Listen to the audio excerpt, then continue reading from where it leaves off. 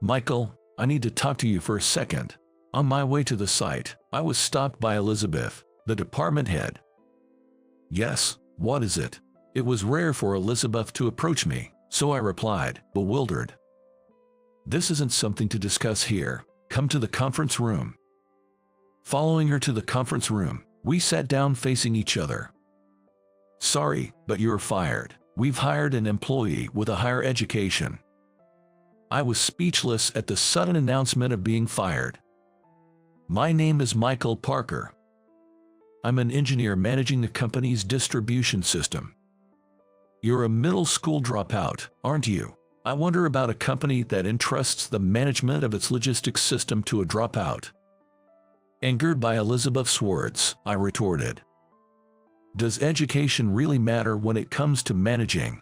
Indeed, I was a middle school dropout, but I had studied systems on my own, and the company recognized my efforts, allowing me to join. The former department head, Tyler, who had worked hard for my hiring, was Elizabeth's predecessor, and it was thanks to him that I was employed at this company to this day. I lost my parents in a car accident when I was 5, leaving me without siblings or relatives, and I was placed in a child care facility. There was a computer donated to the facility, and since using a computer in 5th grade during a school lesson, I was drawn into the world of computers. I spent every possible moment at the facility on the computer, growing interested in programming. I reviewed and applied what I learned in class, making my own games to play with friends by the time I reached middle school. Though advised to pursue further education for my knowledge, financial constraints prevented me from advancing beyond middle school. The facility was always full, and knowing there were families unable to place their children there, I decided to leave upon graduating middle school and took a job living in and working at a burger shop that also provided meals for workers. Tyler, a frequent customer at the burger shop near the company, started talking to me soon after I started working. You're quite a young waiter, aren't you? When I was wiping tables and guiding Tyler, who was waiting for a seat, he spoke to me. The shop owner, Brandon, and Tyler were childhood friends. He's hired through a referral from the local child care facility.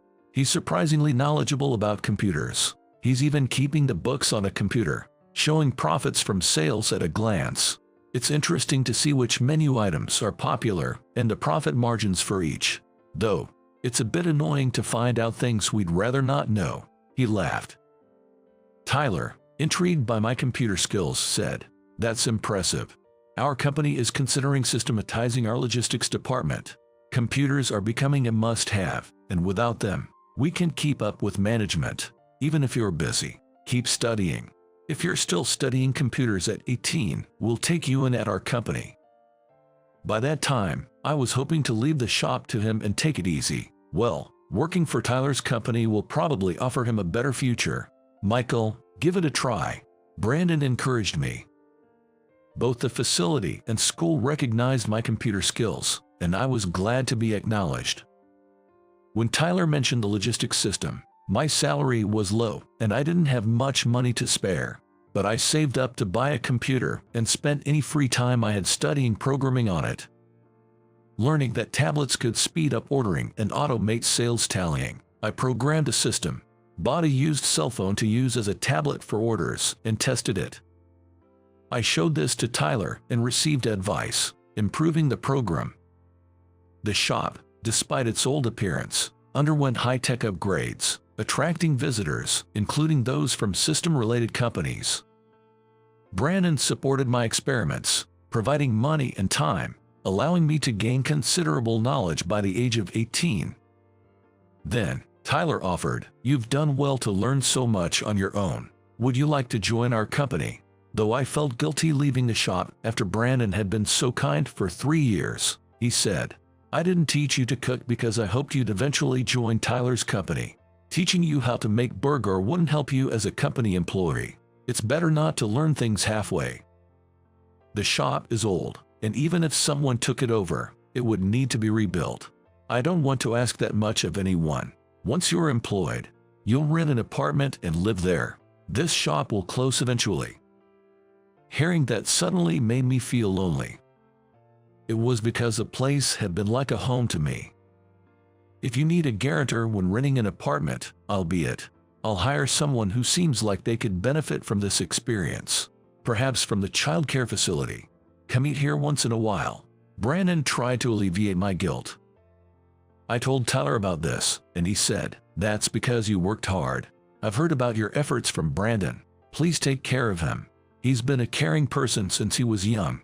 Tyler then suggested, "It's about time for you to take the employment exam. Sorry, but our company has never hired a middle school graduate for a technical position. It seems best if I headhunt you. Could you summarize the system you created at the burger shop in your resume? We'll consider it as part of the first round of selection." Following his request, I prepared my resume and handed it to him. Understandably, there was significant opposition within the company, but Tyler wanted them to see my skills. He arranged for me and a third-year engineer to compete in programming skills, and if I was deemed superior, I would be hired. I went to the company on the day Tyler mentioned to take the exam. After informing Brandon, he closed the shop the day before the exam to buy me a suit, accompanying me to the store. Trying on the suit and showing Brandon, he teared up, happy to see my growth. Wearing a suit for the first time felt awkward, and not knowing how to wear a tie, I was embarrassed when a female clerk did it for me. Teased by Brandon, someone commented, "You two seem like a close father and son." Upon hearing those words, I replied, "That's right. He's truly a wonderful father, and I love him dearly." When I looked at Brandon, he was moved to tears by my words. After Brandon paid the bill, I received the suit and thanked him. Embarrassed, Brandon patted my shoulder and left the store. Following him out, I found him crying behind the store. Seeing him like that, I approached and asked, "Brandon, would you consider adopting me? I want you to be my dad." Brandon nodded quietly, saying, "Are you sure about me?" I wanted to say it myself but couldn't find the words. "I'm so glad you feel that way." And it seemed he was calling Tyler about it. That night, Tyler, Brandon, and I went out to eat to celebrate the adoption. "I've wanted to adopt you since the day I took you in. I'm glad your dream has come true." I never imagined Brandon felt that way, so I was truly happy. "We have an exam tomorrow, so we should call it an early night and rest." They sent me home first, but it seems Brandon and Tyler were drinking until the early hours. The next day, I left for the employment exam without waking Brandon. Though I was anxious about what the exam would entail, I was determined to study again and seize the opportunity if I failed. After the interview, I took the same exam as an employee 3 years into the company, who confidently wrote his program. I was surprised by the speed of his typing but remained calm and focused on my programming. After completing my program within the time limit, it seemed the employee had not finished his. Our programs were collected and tested on a test machine. First, the employee's program was tested, with the supervisor checking it. Although it functioned as required, it wasn't fully completed, resulting in deductions and an apparent score of 80 points. Then, my program was tested. Though not perfect, it scored 95 points. Given my self-taught skills despite being a middle school dropout, I was judged fit for employment. I immediately announced the good news to Brandon, sharing our joy. Returning to the shop, regular customers joined in celebrating, and I was set to start working the next day. We formally completed the adoption process, and I took Brandon's surname, Parker. After joining the company, the implementation of the logistics system became more intensive, and I became a part of the systematization project. Creating something from nothing was truly challenging.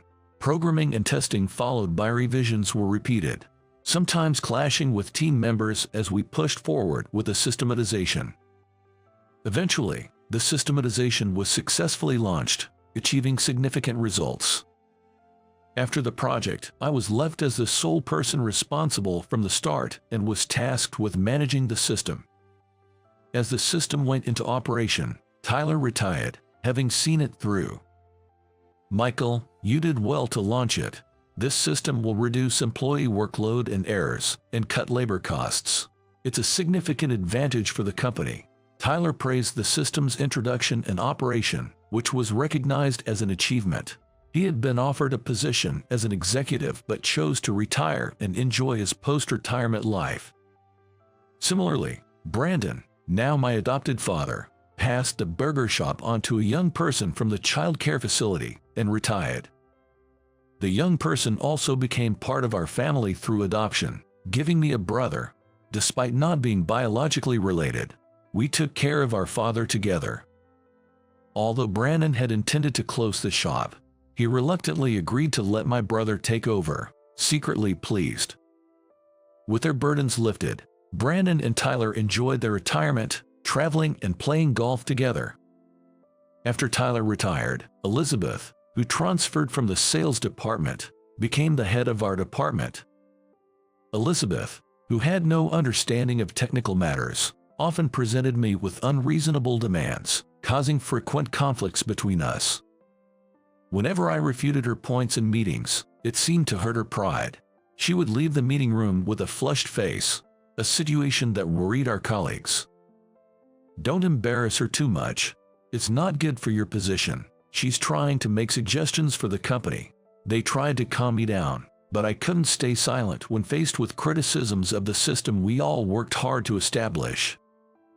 I disliked the disdainful look she sometimes showed, as if she looked down on people. When I glared back at her, knowing she didn't understand anything, Elizabeth, who is fiercely competitive, would glare back. I heard she had many conflicts with colleagues even when she was in sales.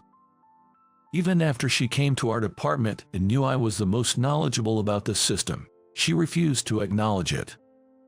In this company, no one knew the logistics system better than I did, handling troubleshooting and improvements alone. The conversation in the meeting room was shocking. "Really, she understands nothing." Disappointed, I sighed and said, "Understood, I'll resign as Elizabeth wishes. Who will be my successor? It's a complex system, so I'd like to do a proper handover." I wanted to ensure a smooth transition for my successor, but Elizabeth's response was, "There's no need to take over from a middle school dropout like you. We'll leave it to a more educated employee," she mocked. Frustrated by her words, I simply said, "Understood," then left the meeting room, returned to my desk, and wrote my resignation letter. When I submitted the resignation to Justin, the manager, he was visibly shocked. "Out of the blue, what's wrong? Are there issues with your terms of employment? Losing you would be a significant problem for the company. If there are any grievances about your conditions, please speak up." When Tyler retired, he specifically asked me to take good care of you. "I thought I was making things comfortable for you, so where did you find dissatisfaction?" Seeing the troubled look, I relayed exactly what Elizabeth had said to me. Elizabeth comes from a sales background and doesn't understand the technical aspects, so there's no need to take her seriously. Even if she talks about hiring highly educated employees, you're the only one who can manage that system, and even if someone were to take over, it would take at least a year, right? Justin seemed quite angry at Elizabeth's remarks. "I don't mind leaving, but I do want to ensure a proper handover, given the complexity of the system's architecture. Stopping the system would cause significant damage to the company." Justin nodded in agreement. "That's exactly why. Let me hold on to this resignation letter for now. I'll talk to Elizabeth about the risks involved with your leave and try to get her to reconsider," he said. "Thank you, I appreciate it." As I was about to leave, Justin asked, "Just out of curiosity, what do you plan to do after resigning from the company?" "I'll probably help at my brother's burger shop for a while." "Good to know you'll be around. We might hire you as a contractor if needed. That way, you won't have to deal with Elizabeth, and it might be more comfortable for you," he suggested. "If she agrees to it, haha. I doubt she'd use me out of spite." I told Justin I wouldn't come to the office until a decision was made and decided to head home for the day. My father and brother were surprised by my early return, and they became quite concerned after I explained the situation. This experience made me truly understand the value of family for the first time. although I had been worried over when I fell ill while living in the child care facility. Being worried over by family somehow felt pleasing. Meanwhile, Justin spent time explaining to Elizabeth the contributions I had made to the company and what would happen without me. However, she refused to acknowledge his points, leading to the decision of my resignation being finalized. Justin reportedly confronted Elizabeth, asking, "If the logistics system fails and causes damage to the company, how do you intend to take responsibility?" Elizabeth coldly replied, "If the system built by a middle school dropout fails, then it just means it was flawed. We can just rebuild it. I don't think it's that difficult, especially since we've brought in employees from prestigious universities." Without taking her eyes off her computer, Justin relayed to me over beers at my family's shop, "Michael, I'm sorry. My inability to protect you is my fault," Justin said, downing his beer and asking for another. "Justin, I appreciate your concern, but don't drink too much. It won't help if you antagonize Elizabeth further and jeopardize your position. If the new employee can handle it, that might be for the best. Now that I'm resigning, I'm thinking of enrolling in a distance learning high school. I've realized the importance of having at least a high school diploma," I mentioned. "It's frustrating. I thought the strength of a technical job was that qualifications didn't matter as much. It feels like a denial of everything I've worked for." Justin, who had climbed the ranks based on his skills despite the educational hierarchy, was clearly upset on my behalf. Grateful for his support, I suggested, "Why not let Elizabeth's new hire try managing the system and see how it goes? I'll help out if there's trouble, regardless of the cost." Hearing this, my father chimed in, "That's a good suggestion. I'd be happy if you did that. Have you talked to Tyler about this?" I replied, "He's enjoying his retirement too much for me to worry him, and he can't really intervene with the company anymore. It would only upset him to know, asking to keep this matter confidential for Tyler's sake." That day, Justin stayed at the shop until late and didn't seem to want to leave, so I drove him home. Thinking of what I could do for him, I decided to create handover documents. I spent the next 2 weeks at night working on the handover documents and handed them to Justin on the day of my farewell. As I left the company, surrounded by many colleagues, Elizabeth and her new employee, Ethan, seemed unbothered and continued working afterward. Justin had tried to get Ethan to say goodbye, but she refused, adhering only to Elizabeth's instructions, and Justin stopped trying to communicate with her. After resigning, I enrolled in a distance learning high school and started attending classes. Spending my days without any contact from the company, I felt a mix of relief, assuming things were going smoothly, and a sense of loneliness. Then one night, I received a call from Justin. Answering the phone, I could hear his voice, filled with urgency. "The logistics management system has shut down. Ethan made changes without proper checks and without backup data. It's irreparable." "I'll head over right away," I said, going to the company where Justin was waiting. Led by Justin into the control room, I saw Ethan surrounded by many people, being yelled at. "When will it be fixed? You said you could handle it, didn't you? Not taking backups is sheer negligence. Who's going to take responsibility for this?" Amidst the chaos, Ethan lost his cool. "I told Elizabeth I couldn't do it. If you have complaints, talk to her. She knows how to handle the responsibility," pushing the blame onto Elizabeth. Elizabeth was nowhere to be seen, having left after learning of the mishap. "Now, fixing it is the priority. Michael, you're the only one we can rely on," Justin pleaded, and I approached Ethan. "Ethan, right. Tell me what happened." Ethan retorted, "It's none of your business anymore." This angered a former colleague. "How can you say that to Michael, who came all this way to help?" After moving Ethan away from the computer, they said, "Thank you for coming. Please, we're counting on you, and let me sit in front of the computer." Looking at the program, I realized it was one of the most complex parts of the system, which made me nervous. Taking a deep breath to focus and analyze, I worked to understand the current situation while reverting the changes Ethan had likely made back to the original programming. Progressing with a restoration. To my own surprise, it seemed I had memorized the challenging parts of the program due to past difficulties, and within about an hour, the restoration was complete. After verification, the issue was resolved, leading to applause from my former colleagues, and I was greeted with numerous handshakes. Standing by, Ethan angrily exclaimed, "You've made such a complicated program. Did you design it to be understood only by yourself, making it impossible for anyone else to intervene? That's a cowardly way to do things." I didn't do anything like that. It just turned out this way because I was trying to meet everyone's demands. This part of the program alone took months to develop. It's a complex and meaningful section to me. If you had examined it properly, you would have realized it wasn't something to tamper with, I replied. Tell that to Elizabeth. She said that since a middle school dropout made a program, anyone should be able to handle it. But looking at it, it's clear that finding someone capable of programming at this level would be rare in the US. How did you acquire such skills? Ethan spoke with frustration, but I left without responding. Walking to the company gate with Justin and former colleagues who saw me off, they said, "Elizabeth's reaction tomorrow will be something to see. We might even start a petition to have you come back. The company needs you," but I wasn't holding my breath. However, recalling the satisfaction of programming and seeing my work come to life reignited my desire to continue in this field. I considered seeking employment at an IT company, but my educational background posed a significant barrier.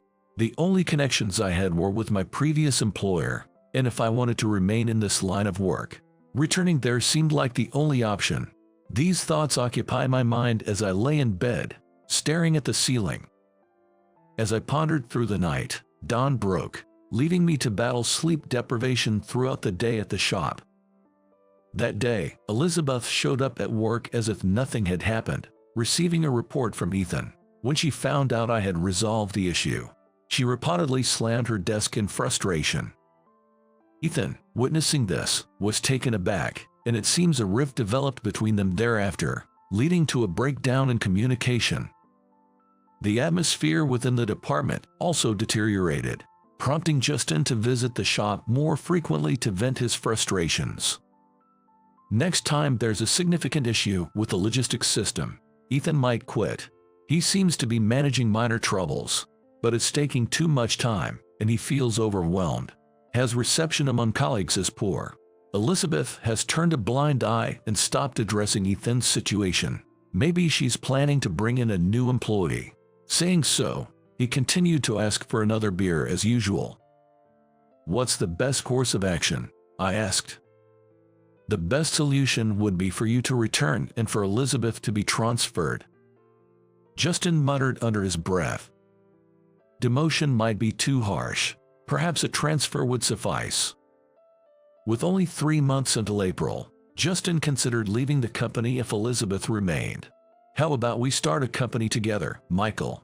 I feel like we can achieve anything together." "You don't have to quit.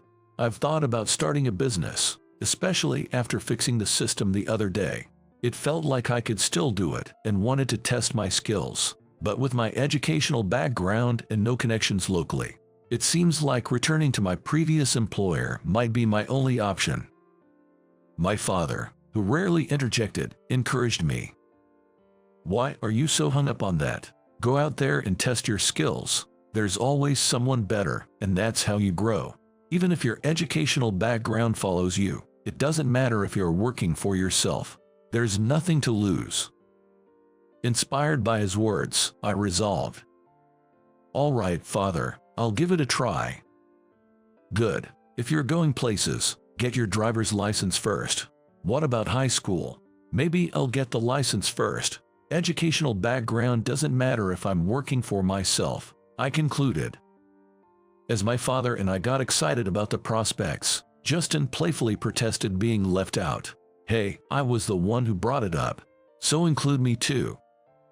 I advised Justin to reconsider quitting due to his family and financial responsibilities and suggested waiting until the end of March personal changes. "In the meantime, could you introduce someone?" Convinced by my reasoning, Justin agreed, and I started attending driving school the next day. The driving school was crowded with the students about to graduate from high school, and seeing their various school uniforms made me sigh deeply. Thinking that these kids were ahead of me in terms of educational background, I felt frustrated, making even the thought of going to driving school painful. Despite the challenge, I was determined to finish as quickly as possible, attending every available class from morning till evening and obtaining my license in a month and a half. Next, I looked into buying a car during a break, and my father and brother approached me with smiles, handing me something. Seeing it, I immediately knew what it was. It was a set of car keys. They led me to the parking lot, where a white light van with a Narvis driver's sticker was parked. "This is for me." They nodded, and we got into the car. I got into the driver's seat and drove without thinking about a destination. We reminisced about the times we started working at the shop together, driving around until the gas tank was empty, caught up in our lively conversations. "I wonder what my life would have been like if I hadn't met you. You gave me love and let me pursue what I wanted. I'm truly grateful," I mused. "That's good to hear. All I did was not hinder you and offer support. It's just normal for parents to do that for their children. Don't hesitate to ask me for anything. You're still young with a long future ahead. Believe in yourself, and someone will notice," my father assured. My brother nodded in agreement from the back seat. "Thank you, I'll do my best." The next day, I decided to make my former employer my first business client. When I called Justin to tell him about my independence, he offered, "Congratulations on striking out on your own. I'd like to give you some work to commemorate your independence." Justin had prepared by asking the team that launched the logistics system to help, and they had arranged work for me. I was called to the company for a meeting. As I waited in the conference room for Justin, Elizabeth entered. "Michael, it's been a while. The last time we spoke was here, wasn't it? I'm truly grateful you came to fix the trouble last time. I didn't realize how capable you were and how much your colleagues respected you. Judging you by your education was a mistake, and I'm sorry." Elizabeth apologized me. "I know it's a bit late to ask you to come back, but would you consider being our exclusive contractor? It seems everyone feels more at ease with you around." I was surprised by her unexpected proposal. When Justin arrived late, he asked her, "Have you already discussed it with him?" "I've talked to him, but he looks as surprised as if he's been bitten by a fox, doesn't he? He might not believe it coming from me. So Justin, please explain to him," she said, then left the conference room. I heard the rest from Justin, who proposed that I stay on as a permanent contractor, albeit with yearly renewals, but I decided to decline. "Justin, I appreciate the sentiment, but I want to test my skills in various places. I want to see how far my abilities can take me. I can't commit to a permanent position," I said, declining the offer to stay permanently. However, I was able to take on work on a project-by-project basis. In creating programs, I involved Ethan, ensuring he understood the process well enough to handle any issues in my absence. This way, I could comfortably work with other clients, knowing Ethan's growth would also benefit. Believing that mentoring someone could also be a way of giving back, I shared all my knowledge with Ethan. He quickly grasped the concepts, fully understanding the logistics system program, allowing me to move on to other clients and gradually increase my workload. With a car given by my family, I traveled anywhere across the U.S., taking on any job that came my way. 5 years had passed since I started this lifestyle. I got married in my 3rd year of independence, and to everyone's surprise, my partner was Elizabeth. When I handed Justin the wedding invitation, he was astounded. After getting married, my wife quit her job to manage the accounting for my company, offering her support. Her stubbornness still causes some trouble since she never apologizes first after an argue, but she cares deeply for my father. Because she manages our home so well, I can travel across the country without worry. This way, I've always felt fortunate to be supported by others, allowing me to turn my passion into my livelihood. Someday, I'll become a father, And when that time comes, I hope to shower my family with the same love my father gave me.